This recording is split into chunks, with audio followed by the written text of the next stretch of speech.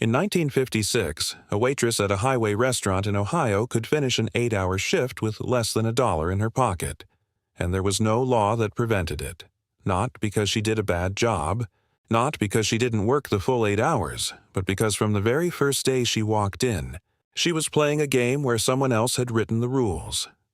These are the 7 rules Carol lived by. Number 7. The coins in the apron pocket. At the end of that Wednesday shift, Carol counted her tips on the counter, $8.15. A good day. Sunny, the highway was busy. A family of 4 sat in a booth for 20 minutes and went through 3 pots of coffee. The Fair Labor Standards Act of 1938, the first federal law to set a minimum wage in the United States, did not apply to restaurant workers. They were excluded from coverage from the beginning. In 1956, the federal minimum wage was $1 an hour. Carol was not covered by it. Many restaurants paid a small cash wage, at many places 40 to 60 cents an hour. At some, the cash portion was barely worth mentioning, and tips were what actually determined what she brought. Congress didn't fix that until 1966, 28 years, the coins in her apron pocket at the end of a shift were the only thing Carol could count on each day. Number 6, but not all of it was hers. $8.15. Carol pulled out $1.20 and left it on the counter before putting the rest in her wallet. House rules required waitresses to split a portion of their tips each shift with the busboy and the coffee station staff. The percentage was set before she started. Nobody asked her opinion after the split. $6.95. The Tuesday before, it had rained all day. The highway was quiet. Customers came in, ordered coffee, and left. After the split, she had less than $1. Nothing separated those two numbers, except the weather and the traffic on Route 40. There was no week where Carol knew ahead of time what Friday would look like. Number 5. 9 minutes. 3 months before that Wednesday, Carol stood outside the glass door of this restaurant for 30 seconds before walking in. She watched the people working inside. Their hair, their shoes, the way they stood when there was no one at their station. Then she knocked. Metal table. 2 chairs. Mr. Patterson sat across from her, holding her application but not looking at it. He asked one question about experience, looked down at her hands, up at her hair, down at her shoes, asked if she could start Monday. 9 minutes. No questions about speed. No questions about how she handled difficult customers. No menu test. At highway restaurant chains in the 1950s, the hiring standard for waitresses was written into the operations manual. Young, neat, a smile that read well under fluorescent lights. Experience could be taught in a week. The look they were after, they could see the moment she walked in the door. Carol knew that when she stood outside for 30 seconds. That was why she looked first. Number 4. Sunday night. The orange uniform Carol wore every morning didn't belong to her. On her first day, she signed for 2 dresses, 2 aprons, 1 small cap, and signed a promise to return them in good condition when she left. Nobody mentioned who did the washing.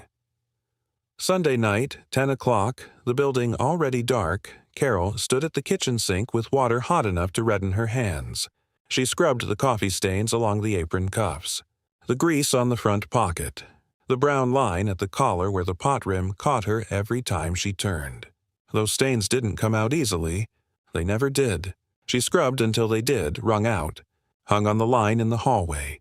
Monday night, the iron. The white shoes were polished every night before bed. In the morning, they looked new. By afternoon, the right heel was gray, the left toe worn thinner than the right.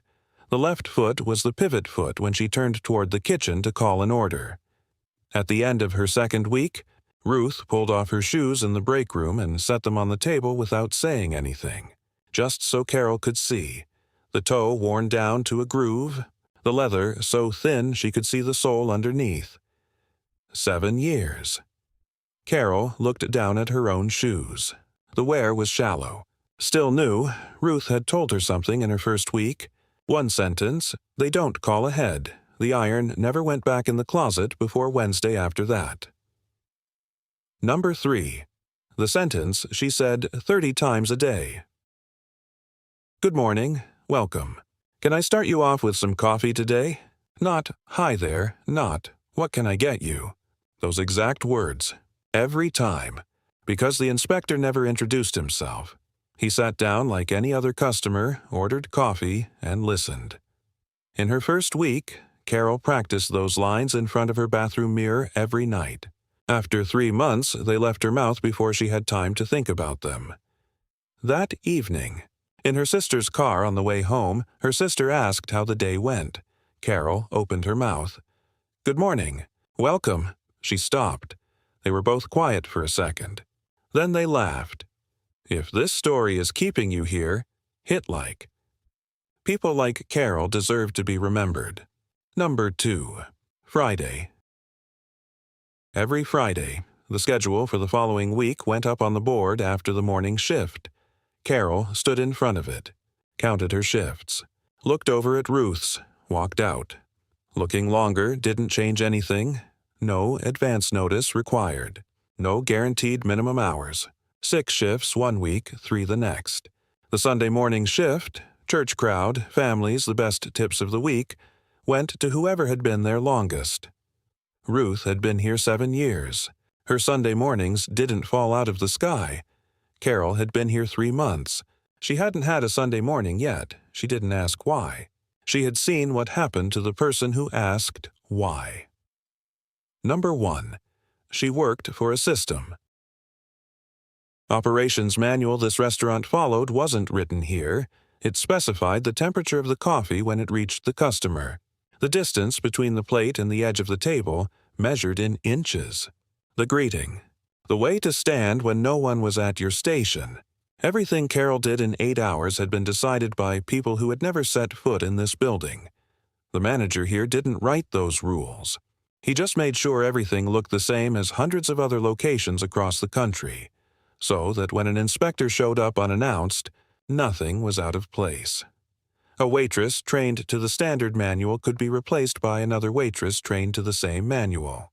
In 2 weeks, at any location. That same decade, a different model was taking shape. No waitress at the table, no coffee pot in hand, no script. Just a counter, a line, and a system built to move faster, scale further, and depend less on the person standing in the room. Carol didn't know that on the Wednesday morning in April, 1956, when she carried a coffee pot from one table to the next and hadn't sat down once. 2:15 in the afternoon, Carol untied her apron, counted the tips, figured the split, put what was left in her wallet. $6.95. The orange dress went on the hook. Sunday night it would go in the hot water. She walked outside. Her sister was waiting in the car. Carol sat down and didn't get up for 15 minutes. The smell of coffee was still in her hair. Out on Route 40, traffic was still moving. Trucks, families, salesmen, all of them stopping because they recognized the place from the road. Orange roof, the sign. 28 flavors. Not one of them knew Carol's name. Waitresses like Carol weren't just carrying coffee. They held the rhythm of the whole room. Which table needed a refill? Which customer was in a hurry? Who needed a smile and who needed to be left alone? A lot of what Americans take for granted in a restaurant today, the coffee that appears before you ask, the order that comes out right, the steady voice after hours on your feet, was built on shifts like those.